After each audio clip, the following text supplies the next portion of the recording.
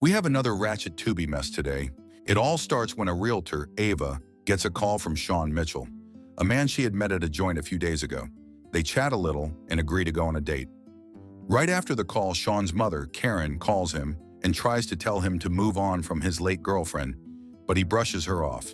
His colleague, Mark, shows up, and after talking a bit about business, he wishes Sean good luck on his upcoming date. Fast forward to the weekend, Sean skates with Ava and nearly trips. Know what they say about a man that can't skate. His third leg makes him lose his balance. They take a break and get to know each other better. Sean learns that she's single because she chooses to be. He also reveals his past relationship and how Lisa, his late lover, died from cancer. She feels sorry for him but doesn't know how to respond when he tells Ava she's the first person he's taken on a date ever since Lisa's passing.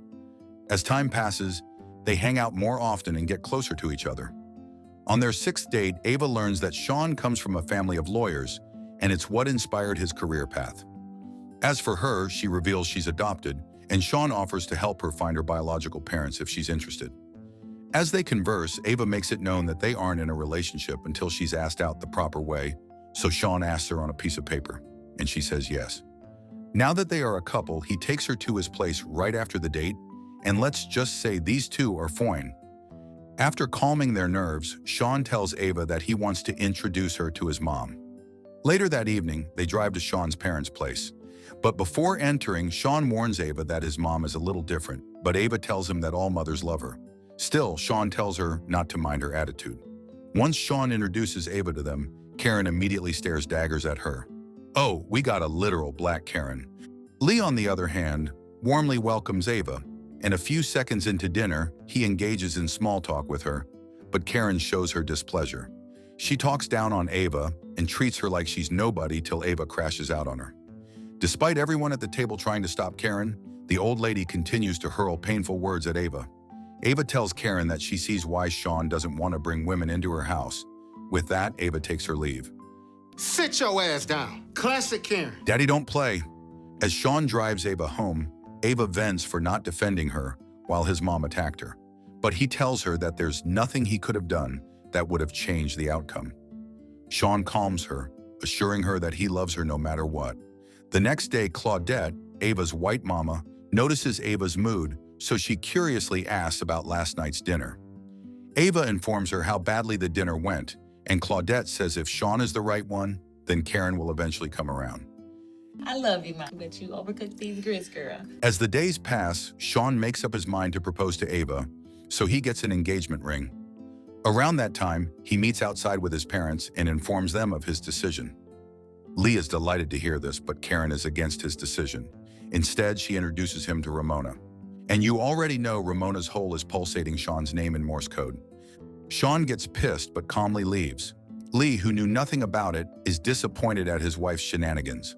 One day, Sean sends Ava some flowers and plans to propose to her. Mark sees Sean and encourages him by helping him relax. Once he learns that Karen doesn't like Ava, Mark laughs because he expected that, so he tells Sean to stand by Ava no matter what. Later that evening, Sean calls Daisy, who briefs him about how the preparation is going smoothly. He thanks her for her help and then heads for the venue. Meanwhile, at Savvy Realtor, Sean sends a driver to pick up Ava, and Taylor, her receptionist, who is in on it, informs Sean as soon as Ava leaves the office. The driver takes her to a boutique where the owner dresses Ava up before styling her, and then she's taken to the venue. Lee, who got briefed beforehand, shows up with Karen at the event and happily congratulates his son. Then Sean shows his mom the engagement ring before asking for her permission to marry Ava. Utterly stunned, Karen looks bewildered before slapping him. This shocks Ava, who just showed up. As Karen leaves the hall, she angrily tells Ava, "You can have him." "Does Mama want her own son? The fuh." Ava rushes to Sean to comfort him, and she happily accepts Sean's proposal. Everyone congratulates the couple, and despite the happy moments, Ava feels sad because of Karen. But Sean tells her not to worry about her. Early the next morning, Karen bangs on Sean's door and yells at him for choosing Ava. He tells her to try to get to know Ava, but when he sees how adamant Karen is, Sean surprises her by standing his ground and saying he'll go through the marriage without her. I would have gone no contact a long time ago. Karen gets pissed and tells him she'll be there to remind him that she was right all along. After she leaves, Ava thanks Sean for standing up for her. But as they start to bake a cake, Sean learns that his cousin, TJ, is a prime suspect in a gas station homicide. So he leaves for the police station. Upon getting there, he yells at TJ, who has always gotten into trouble, but TJ explains that he had nothing to do with it. Aggravated, Sean yells at him before explaining to Mark how TJ is innocent. Meanwhile, Ava calls Taylor over to complain to her about Karen's behavior. Taylor advises her to extend an olive branch to Karen, but I suspect Karen already got a branch up her ass. At the office, Sean slowly starts to lose his mind about everything. It gets worse when he learns that there was no security footage at the gas station. When he gets home, he finally relaxes. While eating, Ava opens up about how she wants to meet privately with his mother, but he tells her not to set her expectations too high. He thanks her for putting up with Karen and choosing to fight for their love. The next day, Sean goes over to his parents' place and yells at his mom for her outburst the previous day. She makes it known to him that she doesn't care and then reminds him that he needs to be in court. Lord Jesus, Sean's biceps got me all kinds of discombobulated. Later, Ava calls Karen, hoping to meet with her. Despite Karen's condescending attitude, Ava makes a reservation for them. When Sean arrives in court for TJ's hearing, he tries his best to ensure TJ doesn't end up in jail. He's given $100,000 bail due to TJ's long rap sheet. The following evening, Ava meets with Karen at the restaurant, and the Lard don't even want to shake her hand. Ava starts by complimenting Karen's hidden clavicles. Then Karen tells her that Sean is all she has, and she isn't ready to lose him. Ava doubles down by agreeing and saying they are on the same page. After that, Karen inhales her food, and from there, Karen starts opening up to Ava. As time passes with the soon-to-be in-laws now reconciled, Ava tells Sean that she'd like to find her biological parents, and he agrees with her. Let me know if you know where this is going. Days later, Ava feels nauseous and tries contacting adoption centers in search of her biological parents. One day, Tracy from an adoption center calls her, and they arrange for a meeting to discuss their findings so far.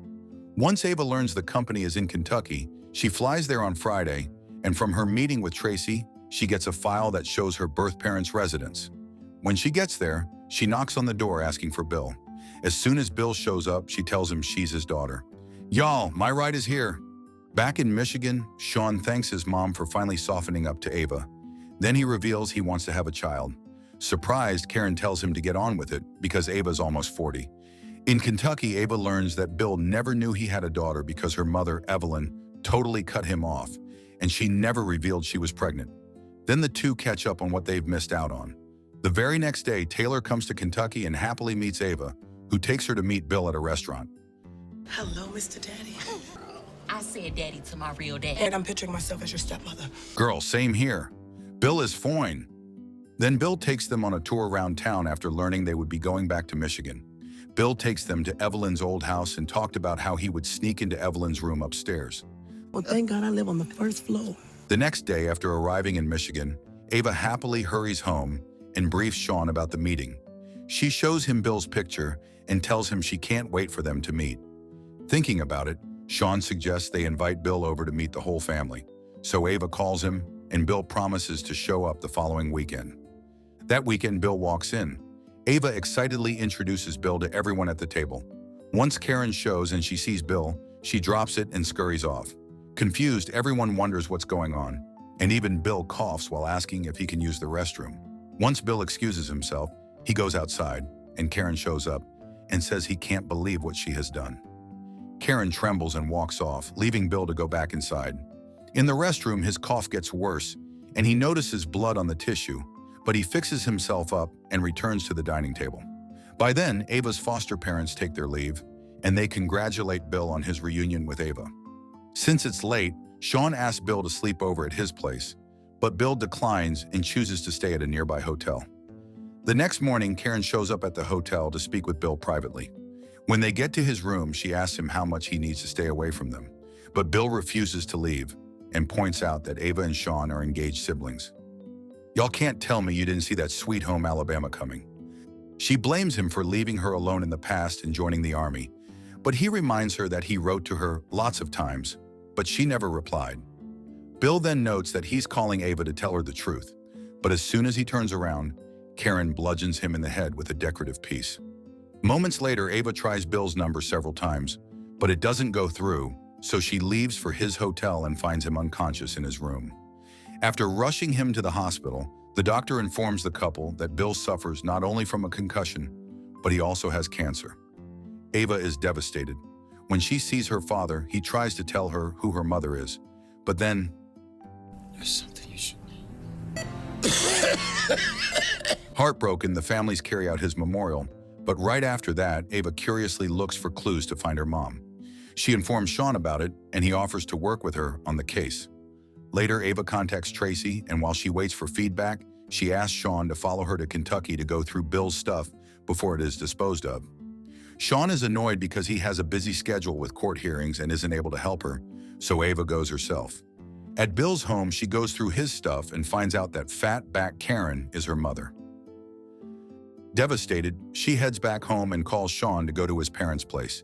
He was just happily celebrating his victory over his cousin's case. When she gets to Karen's home, Ava slaps her and demands to know how long she knew she was her daughter. Let's rewind that slap a few more times because that was satisfying as hell. While Karen tries to string up words, Sean shows up, confused at what's going on, so Ava reveals that they are siblings and she's pregnant with his child. That child about to come out restarted. Sean loses his mind and yells at his mom, vowing not to forgive her for the rest of his life. He then dashes outside and they follow him, but Lee asks the women what's going on. Before Ava can tell him her discovery, they hear a crash and see that Sean has killed himself by ramming his car into a tree. Damn, that was dramatic AF. Sean was wrong for leaving his baby mama, baby sister, and his unborn niece like that. What did y'all think about this one? If you like this video, make sure you subscribe and turn on notifications because YouTube isn't recommending my videos. And if you would like to watch more foolishness, click here or here.